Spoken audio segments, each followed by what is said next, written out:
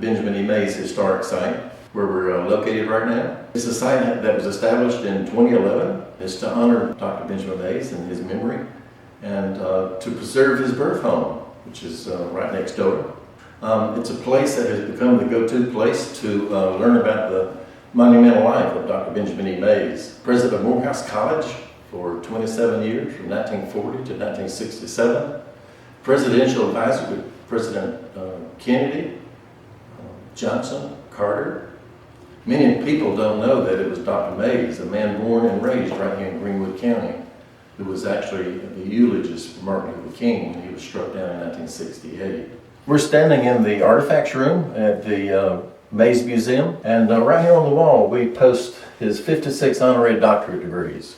I used to challenge people to find me someone with more than 56, and no one as of yet has come in with a name. I'm standing in front of Dr. Mays' 1920 steamer trunk that he had for a long period of his life. His initials are still on the top. Benjamin E. Mays still has the lock and key.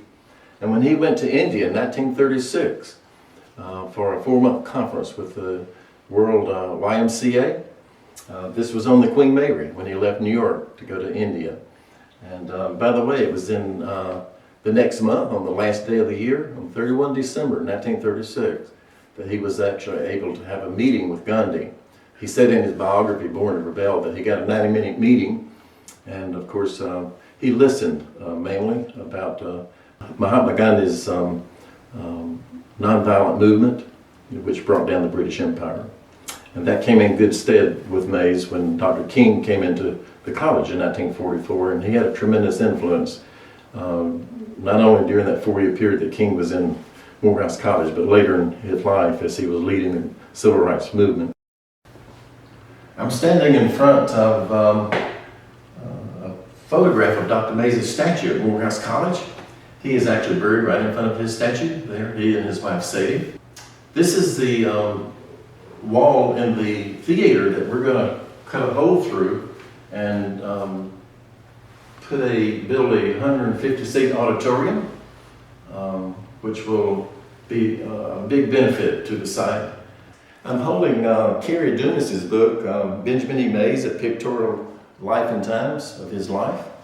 And in this book, she had some people that knew Mays very well write some short essays, and I'm going to read 2 short paragraphs from Charles Merrill, who was a longtime chairman of Morehouse College Board of Trustees. Charles Merrill was wealthy. He contributed hundreds of thousands of dollars to Morehouse College. In fact, Dr. Mays said in the biography that Morehouse had no greater friend than Charles Merrill. And this is what Merrill started the European scholarships, where students could go overseas and learn in some of the foreign universities, called the Merrill European Scholarships. This is what Charles Merrill wrote about Dr. Mays. He said, Benjamin E. Mays was one of the great figures in life. He was one of the small number of genuine Christians I've ever known. He was the first black man whom I could ever call a friend, the first to open the door for me to the realities in our unhappy nation. How distinct was this man? Yes, he was a man of integrity, good judgment, and basic kindness. One felt reassured, no matter where one stood, that our country, our time, still produced a man like Benjamin Elijah Mays.